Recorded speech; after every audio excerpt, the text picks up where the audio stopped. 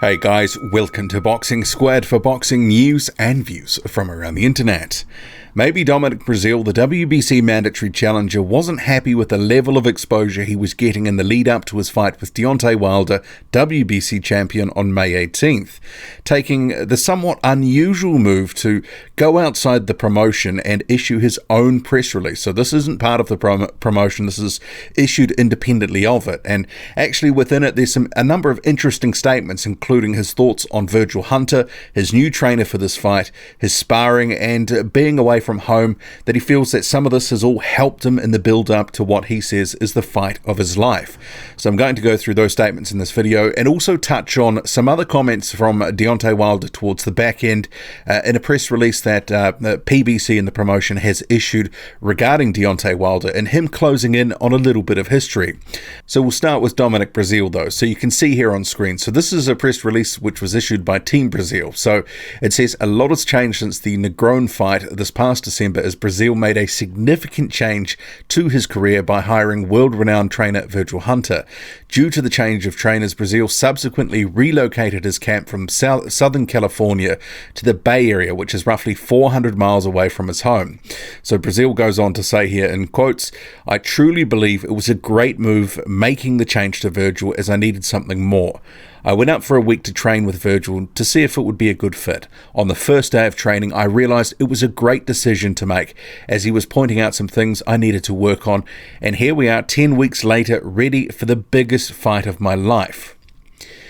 And I guess the thing here with Virgil Hunter and Dominic Breazeale, we know Hunter is a noted trainer. He has trained some very good fighters in the past, but is 10 weeks, is that long enough? Dominic Breazeale has obviously got some defensive flaws that are, have been well reported, and can he actually, turn himself into something that many believe isn't possible, because often his defense is blocking punches with his face. And if he tries to do that with Deontay Wilder, who's one of the hardest one-punch punchers in the division, that's not going to end well over several rounds. If he takes a battering, it'll only go one way. So certainly a looming question ahead of this fight is, what is the influence of Hunter going to be? What are some of these things that he's been able to impart to Breazeale to change some of what he's doing, especially on the defensive end? And I don't think, we should kid ourselves. Dominic Breazeale was not going to be some sort of defensive wizard after one training camp. But hopefully he can do a few things different and just to, protect himself a little bit better, because obviously if he's taking a battering from Deontay Wilder, it's not going to end well.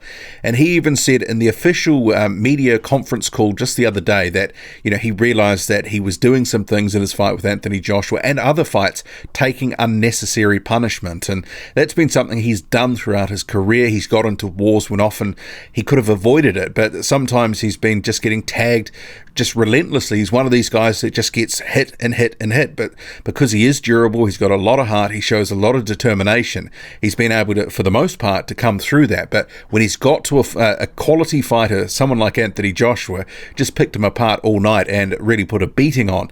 And many expect this to go the same sort of way in this fight with Deontay Wilder, that he's just going to get peppered with the right hand, left hook, all sorts of things. But, who knows? We'll have to wait and see. But at this point, you'd hope that Hunter's been able to do something for him, because if he hasn't, well, it's probably only going one way.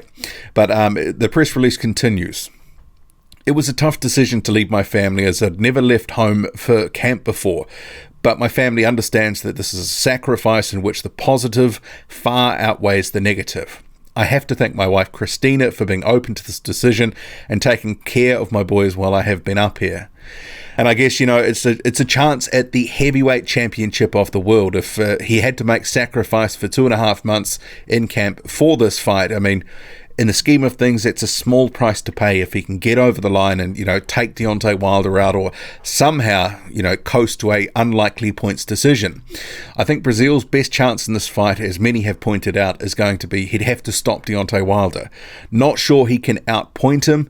I think often we've seen with some of Deontay Wilder's fights, being the champion, you've got to beat the champion, and often some of the cards haven't maybe resemble what some fans have seen in the ring in terms of the way that the cards should have been scored or could have been scored.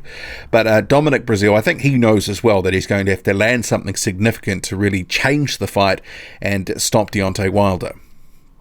In terms of sparring, we know that he has been sparring with Tony Yoka, the Olympic gold medalist from Rio, and Brazil says, "It was great having Tony in camp as my main sparring partner. I can't say enough about the guy. We had some great rounds this camp and we pushed each other.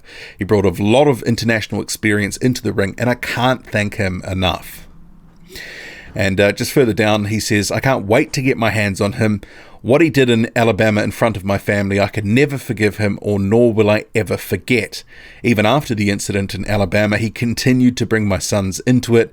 I intend to make him pay come May 18th and shut him up once and for all. One of the reasons I moved camp was to ensure I was in the best shape possible, and I'm already there. Virgil has prepared me well, and 10 days can't come fast enough." So this was a day or two ago that it was released. But in terms of the best shape, so here is a photo of Breazeale. This is from a day ago. He actually does look like he is in pretty much career best shape. Typically, he's come in for his biggest fights in his career, between 250 and 255. And some other fights, it's been a bit higher than that. For Carlos Negron, I believe it was 256. In the Molina fight, or one of his more recent fights, it was 263. But 255 for Anthony Joshua when he fought him in 2016. But maybe he's in better condition here.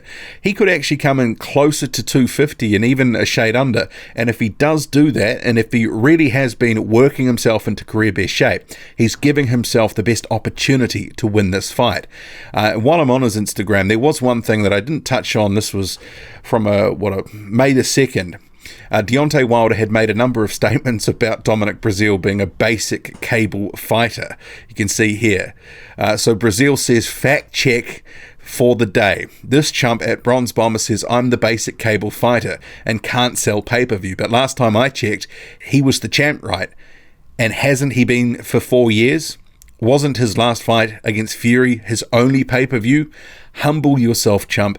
A great champion doesn't need his opponent to help sell a fight. Fury was the first legit fight of your career. Don't get on your high horse just yet. Your threats are weak, so stop running your mouth. Be sure to be ready to come fight night because trouble is coming. The only thing dying on May 18th is your sorry ass career.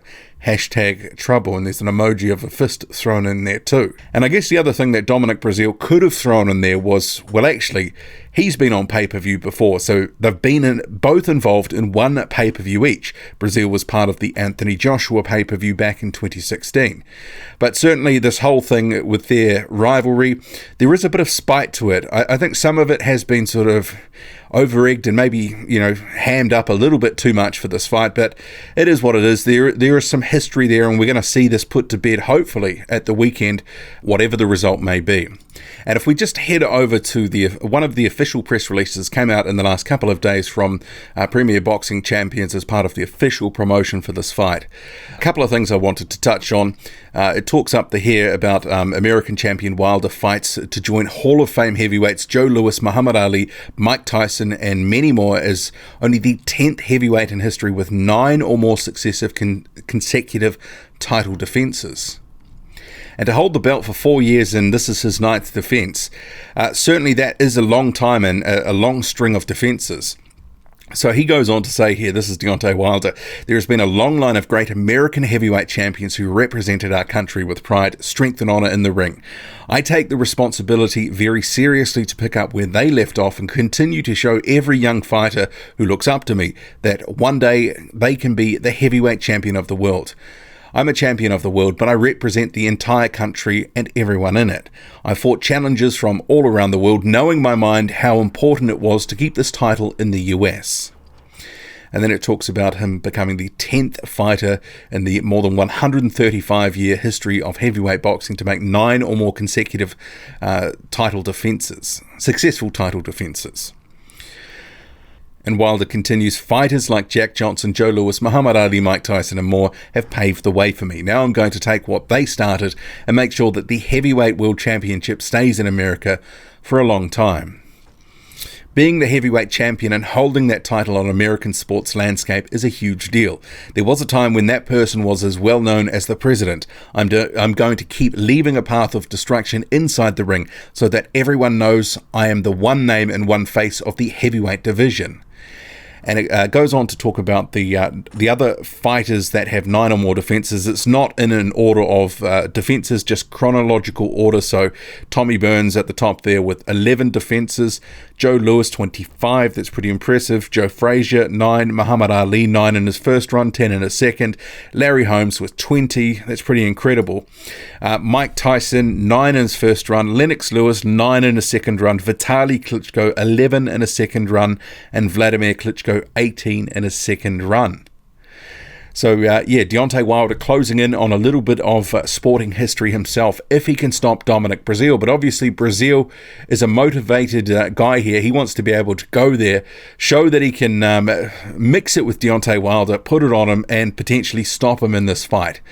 Certainly, the odds are against him, but from what I'm seeing online, there is a lot of support for Dominic Breazeale because a lot of people don't like Deontay Wilder, although Wilder deservedly goes in the favourite for this fight. What do you make of it all? Drop a comment, loud and often. Hit like, hit subscribe, follow me on Twitter, boxing_squared. I'm out.